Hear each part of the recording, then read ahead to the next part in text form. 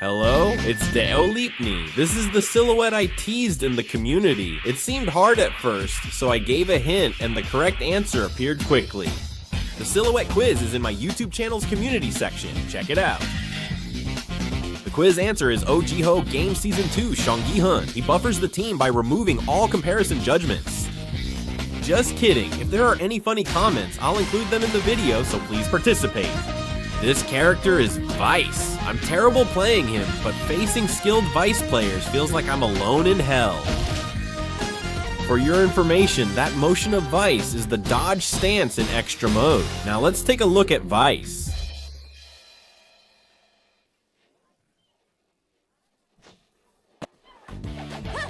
Vice's standing A is the same, whether it's close or far, right?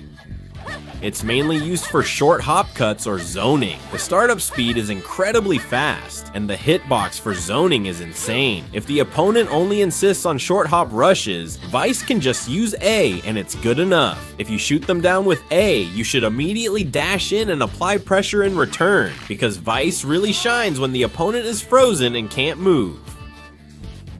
One downside is that the attack hitbox is focused only on the upper side, so if a standing character just crouches, you can't hit them. So I recommend using standing A only for zoning purposes. It appears slow, but its startup is just 1 frame slower than A, so it's fairly fast. It has 2 hitboxes and can be cancelled into a special move. While the extended leg frame is a bit slow, the hitbox is excellent. Even footsies with kicks can't beat Vice. If you're at a slightly awkward distance, using it occasionally is good for pressuring the opponent's guard. For reference, you can technically cancel into a special move on the first hit, but it's not as easy as it sounds. No one would purposely use far B just to go for a special cancel. It's best to just use it for poking. Far B shares the same animation and hitbox as the first hit, but close B actually comes out 1 frame faster. If you're up close, it's better to use B instead of A. At the very least, it's better than missing because your opponent is crouching, right? Startup speed matches Kyokusanagi's close C. If you really need to throw something out quickly in a hurry, using B isn't a bad choice. You could use it in the middle of a combo, but there's really no need to go that far. It's not a basic move you can't use, but it's also lacking something to be your main move. If you're considering standing A as a combo move, just use B instead. This is Far C, the most used in Ice's zoning basics. Its range is a bit shorter than Far B, but it starts fast and has an excellent hitbox. Its reach is great for keeping opponents in place. The opponent blocked low, increasing the distance due to hitback. Even if you consider it, Vice can keep using Far C, forcing the opponent to keep guarding. Maintaining this pressure naturally makes the opponent block. You can immediately throw these frozen opponents with a grab move, since they might be wary of a grab after a dash too. Close D is also a good option. Because of Far C, you can create various mind games. This basic close C move can't be cancelled, starts slowly, and has an upper focused hitbox, making it almost useless. You have to remember that for Baizu, the only close heavy attack is D. It can be cancelled, but since it's a single hit and hard to confirm, plus there are better basic moves, there's little reason to use it. Still, if you really want to use it, you can try it as a decent technique. It's for connecting to an overhead special move. If you combo cancel into it, the overhead property is lost, so you can fake a combo just to land the overhead. That's its main use. At long range, when the opponent does a shadow after image super jump, it's a great anti-air with the standing D. Its hitbox is pretty good, so it can beat most of the opponent's jump attacks. If the opponent uses an after image from a distance, just press D immediately. The additional pressure with Far C I explained earlier has the drawback of being vulnerable to the opponent's forward jump, but if the opponent is aware of this, you can cover it just by pressing D instead of C. This makes it hard for the opponent to escape Baoi's pressure. This is the basic move, Close D, that even beginners and King of Fighters can use to cancel into Baoi. Its startup frames are 2 frames faster than Close C, and since it's a 2-hit basic move, it makes hit confirming much easier. Be careful when doing a backside combo. Depending on the distance, the special move may or may not connect after the close range basic attack. So you shouldn't use the special move unless you're very close to your opponent. Beginners often get flustered when they try to follow up a special move with a backside, right? Use backside and go fast wisely. Choose as needed. This crouching A links lower combos. Additionally, if you're at a very close distance to your opponent, it's not a bad idea to use the fastest crouching normal, crouching A. Even if your opponent blocks, it's fine, because it will keep them psychologically pressured. If you make the opponent block the tip of crouching A and then pause briefly before dashing in, their guard will drop unless they're actively holding it, making them easy to grab. You definitely need to practice following up crouching a pressure with a grab to make Vice truly threatening. This is the basic crouching B you'll use often. It's often used for low combos, but it's more useful than you think. The hurt box gets drastically reduced, which can lead to unexpected counters from your opponent. Unless it's a jump normal that can cover the absolute lowest, Vice's crouching B becomes a normal that your opponent will absolutely love. If your opponent covers the lowest, you can't do anything. As Vice, you also need the courage to jump into your opponent's jump. Is it also an opportunity when your opponent freezes up, anticipating Vice's crouching A? After they block your crouching attack, quickly move in and grab them as their block stun ends. When Vice enters with a short hop and confuses the opponent, they're forced to handle overhead grabs, low attacks, and long-range normals. Even if they block, you might go for a quick grab, hit them with a normal, or maybe they expect a jump but you don't follow up with a jumping normal. In Vice, use different patterns instead of just one to confuse your opponent. This is a high-performance uppercut type normal, crouching C. The days of saying you shouldn't use this as an anti-air are over. Its hitbox actually moves forward more than you might think. You can use it for combos, but you have to be really fast, so it's pretty tough. Its anti-air performance is also quite excellent. Even at a distance where you think it won't reach, it can still land a gut punch. It can be used for zoning, and combining it with Deerside Castle makes things tough for opponents. Usually, most characters don't use crouching D much, but Vice can make use of it too. Its reach is longer than expected, and when cornered by Vice, it's tough for opponents. Standing or crouching becomes intimidating and hard to act. It's mainly for canceling into D side. Even if the opponent guards, the hitback is strong, making it safe.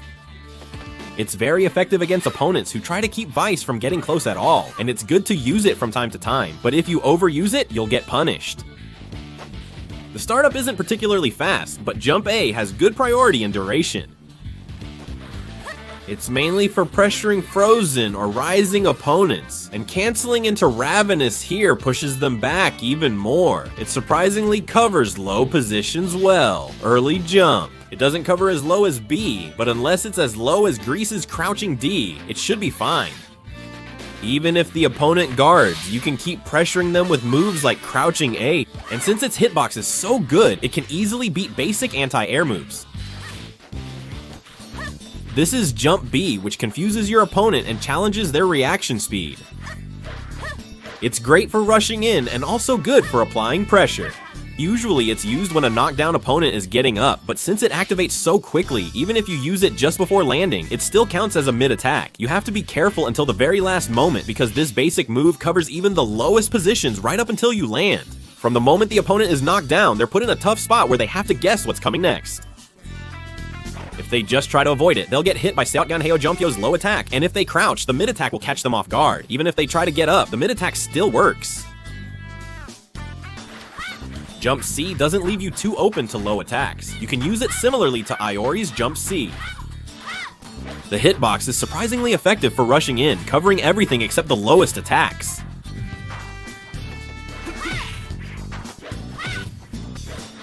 Jump D has surprisingly good air-to-air performance. It's not bad for rushing in either, but personally, I use it as a basic air-to-air move when things get urgent.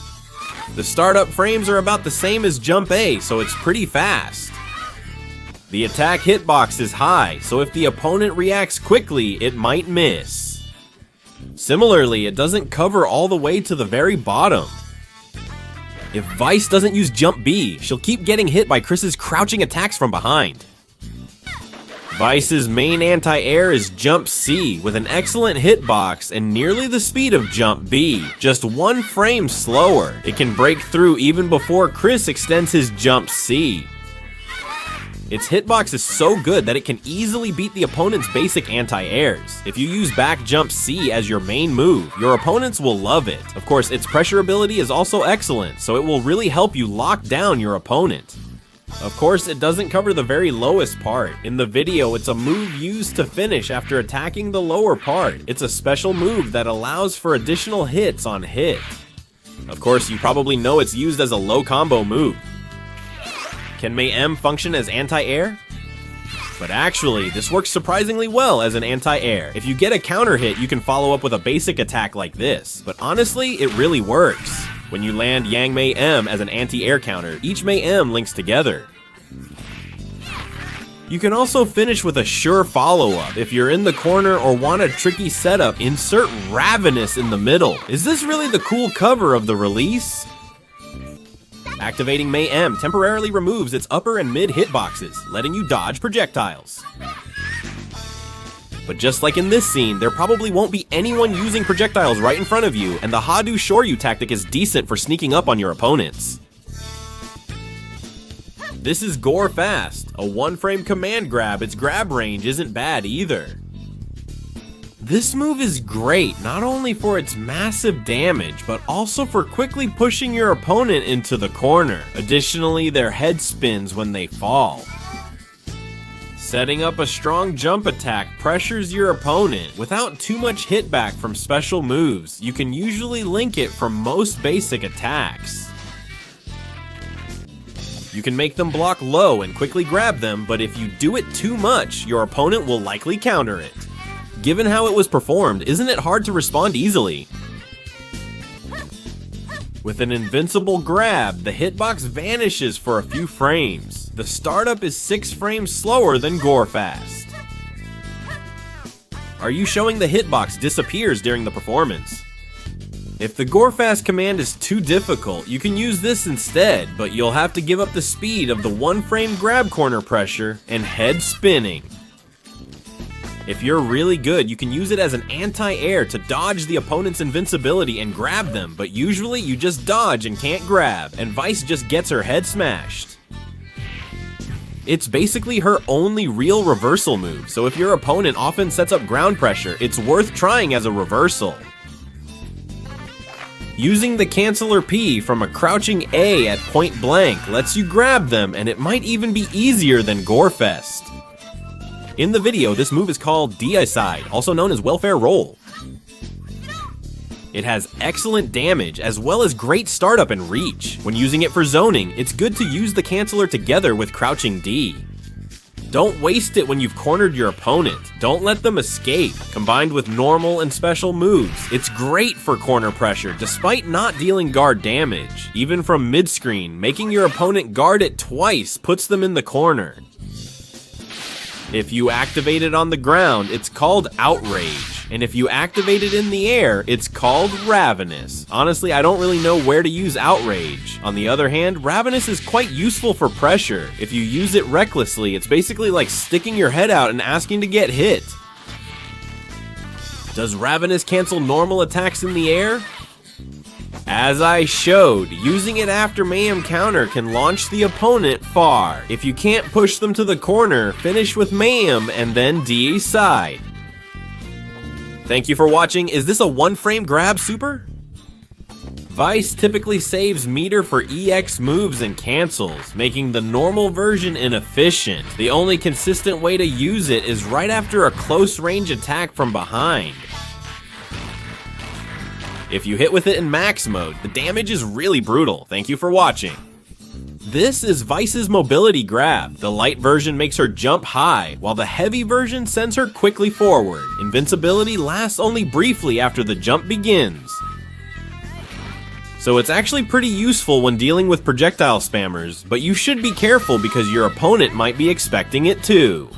If your timing is even slightly late, your opponent can easily dodge by jumping. I'll finish with a video of Rugal jumping at level 8. Honestly, there's so much I need to say about his mind games, but since I'm trying to create all the scenes by myself, my hands are shaking and I had to skip a lot of parts. Whatever comments you leave, I'm sure you're right, so if you leave your thoughts, I think it will be a big help to many people.